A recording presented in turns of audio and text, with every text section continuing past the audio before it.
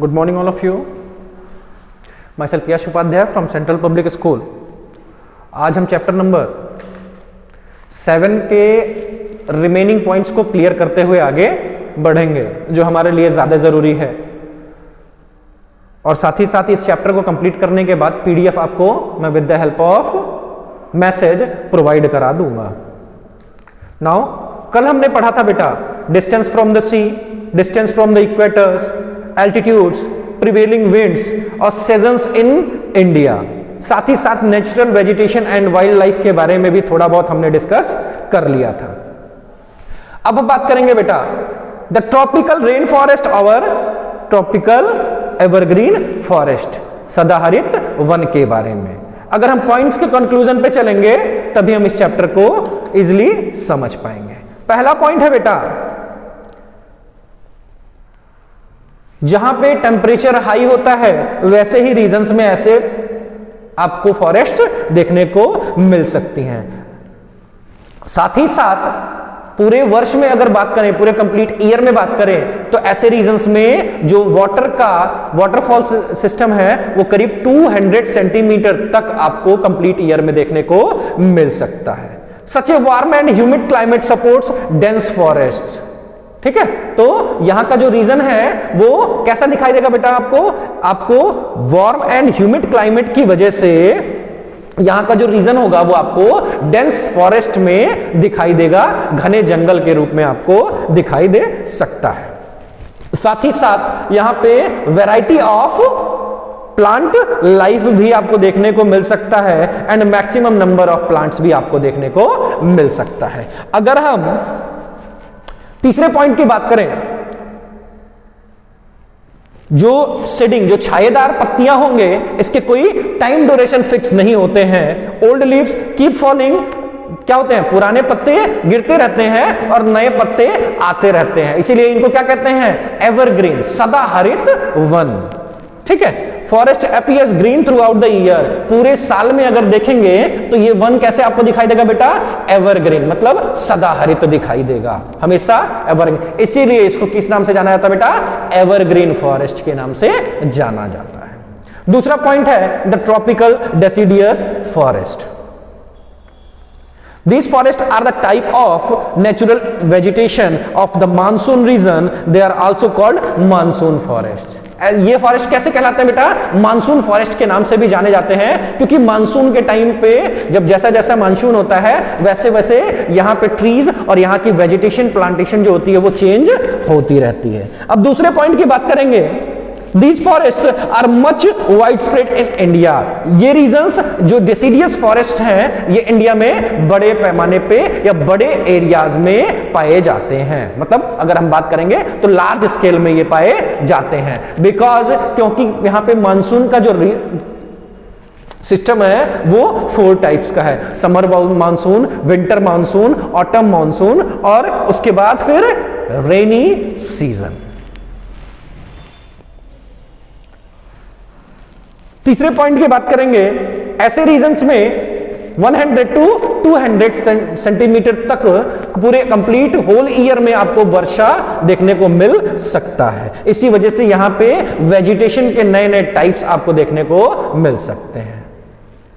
यहां के important trees के बारे में बात करें तो टीक और साल यहां का इंपॉर्टेंट ट्रीज हैं, जो यहां के इकोनॉमिकल इंपॉर्टेंट इंफ्रास्ट्रक्चर्स को भी डेवलप करने में सहायक होते हैं।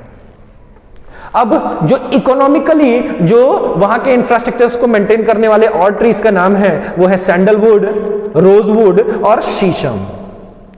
यहां पे आपको बड़े लेवल पे बाम्बू ट्रीज भी, बांस के पेड़ भी आपको देखने को मिल सकते हैं। तीसरा हो गया the thorn forest. These forest जो कटीले होते हैं, थोड़े से झाड़ी टाइप के दिखाई देते हैं, वही आपके थॉर्न फॉरेस्ट होते हैं। अगर रीजन्स की बात करें, Jammu Kashmir, Punjab, Haryana, Gujarat, western Uttar Pradesh and dryer parts of Deccan where the rainfall is less than 50 centimetre, जहां पे बारिश जो होती है वो 50 सेंटीमीटर से कम होती है। एग्जाम्पल के तौर पे बात करेंगे वेस्टर्न उत्तर प्रदेश, ठीक है, एग्जाम्पल के तौर पे बात करेंगे तो पंजाब, हरियाणा, जम्मू एंड कश्मीर, तो ऐसे रीजन्स में आपको देखने को मिल सकता है। यहां के जो प्लांट्स हैं बेटा वो ज़ेरोफाइटिक होते हैं, किसके? पानी की कमी की वजह से, ठीक है। डेवलप्ड लॉन्ग ट्रैप रूट्स, जब पानी उनको नहीं मिलेगा बेटा तो क्या होगा, जड़ें ज्यादा बड़ी होंगी और ऊपर के पत्ते जो होंगे या ऊपर के पेड़ का पार्ट जो होगा वो थोड़ा होगा। यहां की जो लीव्स होंगी वो कैसी होंगी? फ्लैशी लीव्स होंगी, साथ ही साथ विथ लार्ज स्टेम्स। चौथा पॉइंट है the tidal vegetation. Another typical type of vegetation found in the deltic region of Sundarban is the tidal forest. अब जो सुंदरबन के रीजन में दूसरे तरीके के फॉरेस्ट देखने को आपको मिल सकते हैं, वो कौन से हैं बेटा? कौन से हैं? सुंदरबन के रीजन में कैसे आपको देख सकते हैं? जहां पे वेजिटेशन होता है उसको कहते हैं टाइडल फॉरेस्ट। दूसरे पॉइंट की बात करेंगे तो यहां पे जो इंपॉर्टेंट ट्रीज हैं वो मैंग्रोव और कैसुआरिना है। कौन से है? मैंग्रोव और कैसुआरिना, ठीक है। अब यहां पे जो ट्रीज हैं, sundari trees are common trees after which Sundarban are named. अब सुंदरबन नाम क्यों पड़ा बेटा? क्योंकि यहां पे सुंदरी ट्रीज बड़े लेवल पे देखने को मिल सकती हैं, जिसमें आप देखते होंगे कलरफुल फ्लावर्स होते हैं, येलोइश, रेडिश, तो ग्रीनिश, तो ऐसे फ्लावर्स जब होते हैं, इसी वजह से ये जो जंगल है, ये जो एरिया है फॉरेस्ट का, ठीक है, या जो वन है, ये किस नाम से जाना जाता है? सुंदरबन फॉरेस्ट के नाम से जाना जाता है। अगर सुंदरबन फॉरेस्ट में बात करें तो Bengal tiger, the national animal of India, is also found in large scale in this region. Now fifth point है vegetation of Himalayas. Himalayan region का वेजिटेशन कैसा होता है?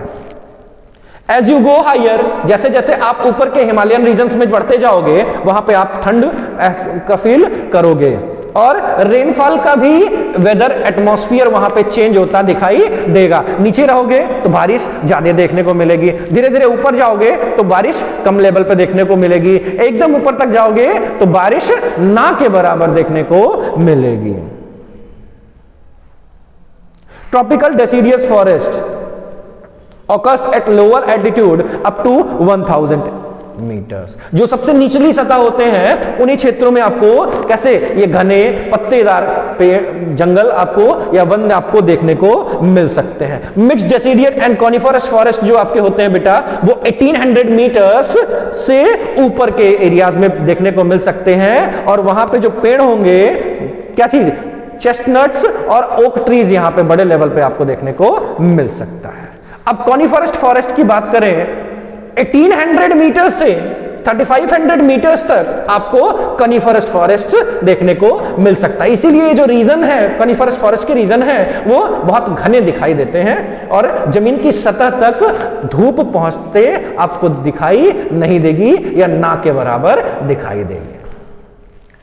इट सपोर्ट्स, ये रीजंस जो हैं ये किन किन कौन कौन से पेड़ यहां पे बड़े लेवल पे उगते हैं उसके बारे में जान लेंगे। फिर deodar, spruce and pine trees are softwood. ये सॉफ्टवुड्स तो हैं, हल्के लकड़ियां तो हैं, लेकिन ये बड़े लेवल पे आपको कॉनिफरस फॉरेस्ट के रीजन में देखने को मिल सकते हैं। लास्ट पॉइंट, अल्पाइन मेडोज और grasslands are found above 3500 metres. अब जो 3500 मीटर से ऊपर का एरिया होगा उसमें क्या आपको ग्रासलैंड रीजन देखने को मिलेगा जो पूरी तरीके से घास से ही ढका हुआ होगा। Extreme cold can not allow tree growth. यहां पे क्या होता है, ठंडी बड़े लेवल पे होती है, तो ठंडी जब बड़े लेवल पे होती है तो यहां पे पेड़ों को उगने में ये सहायक नहीं होती है। अब जब 4400 मीटर्स के ऊपर जाएंगे तो वहां पे क्या स्नो एग्जिस्ट करते हुए आप देख सकते हैं। अब ऐसे रीजंस, ऐसे फॉरेस्ट का जो इंपॉर्टेंस है उसके बारे में हम जानेंगे। बेसिकली ये फॉरेस्ट क्या कार्बन डाइऑक्साइड अंदर लेते हैं और ऑक्सीजन छोड़ते हैं, तो एनवायरनमेंट को क्या ये प्यूरिफाई करते हैं। ठीक है, आपके आसपास के नेचर को, एटमॉस्फेयर को ये प्यूरिफाई करके इसके एयर को आपके किसके सांस लेने के लिए उपयोगी बनाते हैं। साथ ही साथ ये रीजंस बर्ड्स को होम प्रोवाइड कराते हैं, एनिमल्स को होम प्रोवाइड कराते हैं, क्या जो बाढ़ आने की जो स्थिति होती है उसको कम करते हैं, और वाइल्ड लाइफ फोर्सेस को या वाइल्ड लाइफ रीजंस को ग्रो अप करते हुए आपको दिखाई दे सकते हैं। और इन्हीं रीजंस जो ये आपके वन के क्षेत्र हैं, इन्हीं की वजह से आपको भारी वर्षा देखने को मिल सकता है। अगर वुड्स की बात करें, जंगलों से, वन से ही आपको प्रोवाइड होता है। टिम्बर आपको जंगलों से ही प्रोवाइड होता है, वनों से ही प्रोवाइड होता है। अदर यूजफुल प्रोडक्ट्स की बात करें, अगर मेडिसिन बनाने के, जो दवाइयां बनाने के जो हर्ब्स, ठीक है, छोटे छोटे आपको पौधे अगर मिलेंगे तो वो जंगलों से आपको प्रोवाइड हो जाते हैं। अगर शहद भी आपको जंगलों से प्रोवाइड हो जाएगा। ऑयल भी जंगलों में कुछ पेड़ों के द्वारा आपको प्रोवाइड हो जाएगा। जैसे गम्स, ठीक है, जो आप जो गम यूज करते हो पेपर्स को चिपकाने के लिए, वो भी आपको ऐसे रीजंस में लेवल में देखने को मिल सकते हैं। साथ ही साथ लीव्स, अगर पत्तियां हैं तो क्या होगा, छायादार भी होगा, व्यवस्थाएं अच्छी होंगी। नट्स, मूंगफली आपको यहां पे बड़े लेवल पे देखने को मिल सकती है। अब बाक्स, वो भी आपको यहां पे बड़े लेवल पे देखने को मिल सकता है। अब the forest is in India are being over exploited. आप जानते हैं बेटा कि भारत में अब बड़े लेवल पे पेड़ों का काटने का काम चल रहा है, पेड़ों की कटाई कर रहे हैं, फॉरेस्टेशन कर रहे हैं। तो जितने ही पेड़ कटेंगे उतना ही वेदर, एनवायरमेंट, यहां के आसपास का एटमॉस्फेयर वो कैसा होगा, खराब होता चला जाएगा। पहला पॉइंट, किसके लिए बेटा ये पेड़ों को काट रहे हैं, नई सिटीज को बनाने के लिए, ठीक है, और टाउन्स को तैयार करने के लिए, डेवलप्ड करने के लिए, एग्रीकल्चरल एरियाज को बढ़ाने के लिए, इंडस्ट्रियल एरियाज को बढ़ाने के लिए पेड़ों की कटाई करके उन क्षेत्रों को खाली बना रहे हैं। इसी वजह से गवर्नमेंट ने छोटे छोटे एक ऑर्गेनाइजेशंस रिलीज किए, या फिर आप बात करेंगे तो छोटे छोटे महोत्सव रिलीज किए, ताकि लोग आगे बढ़ के बड़े लेवल पे पेड़ लगाने का कार्य शहरों के क्षेत्रों में करें। ठीक है, क्या वन महोत्सव के नाम से जाना जाता है। अगर वाइल्ड लाइफ की बात करें, Bharatvarsh variety of animals, birds, reptiles, insects का घर माना जाता है, साथ ही साथ मैमल्स का भी घर माना जाता है। Tiger is a national animal. अगर हम बात करेंगे नेशनल एनिमल की, तो टाइगर नेशनल एनिमल, और नेशनल बर्ड की बात करेंगे तो पीकॉक हमारा नेशनल बर्ड है। ये दोनों बड़े लेवल पे आपको देखने को मिल सकते हैं, गिर फॉरेस्ट जो गुजरात में है वहां पे। साथ ही साथ हम दोनों की बात नहीं करेंगे, पीकॉक्स भी हमको उस रीजन्स में देखने को मिल जाएंगे, लेकिन अगर बड़े लेवल पे बात करेंगे तो एशियाटिक लायंस आपको इस रीजन में देखने को मिल सकते हैं, गिर forest of Gujarat. Deciduous forest में आपको एलिफेंट्स बड़े लेवल पे देखने को मिल सकते हैं। अब डेसिडियस फॉरेस्ट किस किस रीजन में पाया जाता है उसके बारे में जान लेंगे। पहला असम, दूसरा कर्नाटका, और तीसरा तमिलनाडु। ये तीन रीजन्स ऐसे हैं जहां पे आपको क्या होगा बेटा, डेसिडियस फॉरेस्ट देखने को मिल सकता है। या फिर यूं इस तरीके से समझेंगे, अगर डेसिडियस फॉरेस्ट के बारे में बात करें तो असम,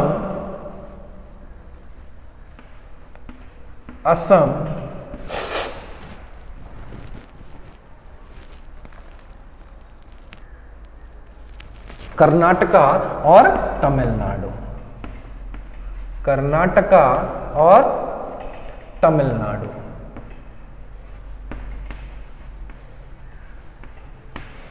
ठीक है, असम, कर्नाटका और तमिलनाडु के क्षेत्र में आपको ये बड़े लेवल पे देखने को मिल सकते हैं। कौन, डेसिडियस फॉरेस्ट, सदाहरित वन। यहां पे आपको बड़े लेवल पे राइनोसरस भी देखने को मिल सकता है, जो किसके, एक सींग वाला राइनोसरस होता है।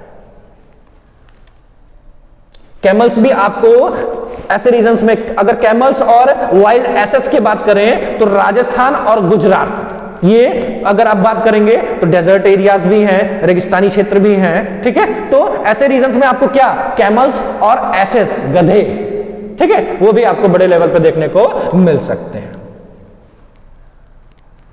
अगर हिमालयन रीजन की बात करें तो ये rich in gazelles, wild goats and yak and many more animals. जितने भी हिमालयन रीजन्स हैं, हिमालयन रीजन्स में अगर बड़े लेवल पे हम देखेंगे तो वाइल्ड गोट्स हमको देखने को मिलेंगे, ठीक है। उसके बाद साथ ही साथ वाइल्ड याक्स भी हमको देखने को बड़े लेवल पे देखने को मिल सकते हैं। अगर बर्ड्स की बात करें तो फॉरेस्ट रीजन जो होता है ये बर्ड्स का सबसे बड़ा घर माना जाता है, क्योंकि जहां मन कहे वहां पे वो अपने लिए घर बना सकते हैं, जहां पे मन कहे वो अपने लिए क्या, रहने के लिए कोई व्यवस्था कर सकते हैं।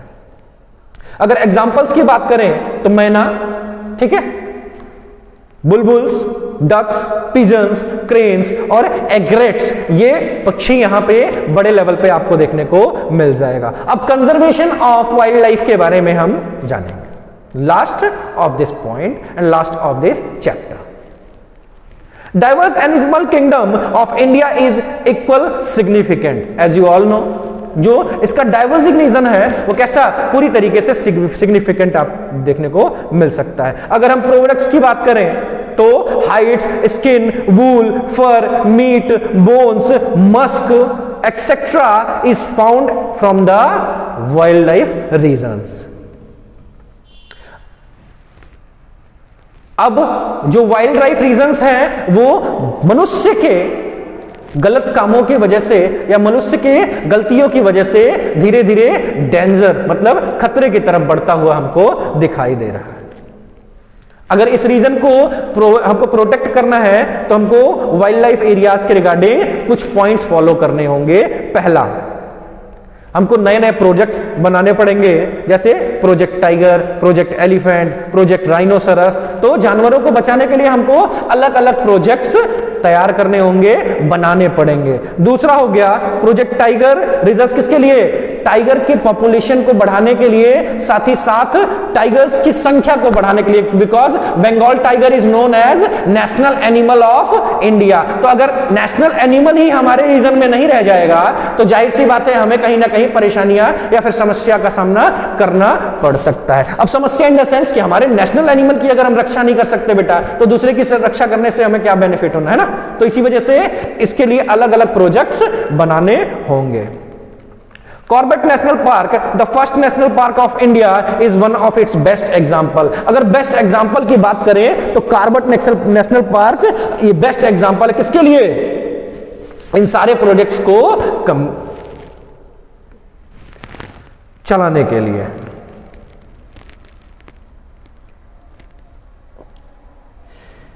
अब बड़े बड़े नेशनल पार्क्स हम बनाएं, सेंचुरीज बनाएं, ठीक है, चिड़ियाघर और ऐसी व्यवस्थाएं जहां पे इनको आराम से ये जीवन अपना व्यतीत कर सकें, इनके लिए थोड़ा सा रिजर्व एरियाज भी बनाएं। एंड बायोस्फीयर रिजर्व, ठीक है, जो इनके क्षेत्र हैं वो इस तरीके से रिजर्व रहे कि अपने जीवन शैली को चलाने के लिए ये वहां की चीजों को, वहां की वस्तुओं को इस्तेमाल कर सके।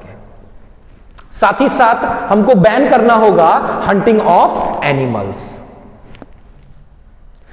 अब हम बात करेंगे, first week of October is celebrated as wild life week to create awareness of conserving wildness. अगर हम बात करेंगे तो फर्स्ट वीक ऑफ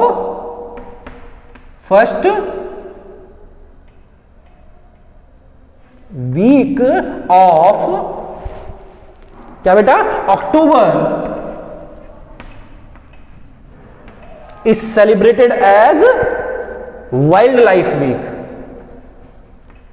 किसके, वाइल्ड लाइफ वीक के नाम से हम सेलिब्रेट करते हैं first week of October of every year. अब हमको यह रेस्पॉन्सिबिलिटी लेनी पड़ेगी, साथ ही साथ हमको डिफॉरेस्टेशन मतलब पेड़ों का काटना बंद करके हमको पेड़ों के लगाने पे भी ध्यान देना पड़ेगा, ताकि जो नेचर है, जो एनवायरनमेंट है, वो व्यवस्थित और ठीक ढंग से काम कर सके। अपना ये अपनी रेस्पॉन्सिबिलिटी है बेटा कि protect and conserve our forest, अपने वनों को बचाएं, सुरक्षित करें, एनिमल्स वेल्थ को हम डेवलप करें, साथ ही साथ अपने इस हेरिटेज को, अपनी ये जो परंपरा है, अपनी ये जो व्यवस्थाएं हैं, इसको व्यवस्थित कर सके। Thanks to all of you. Chapter is over.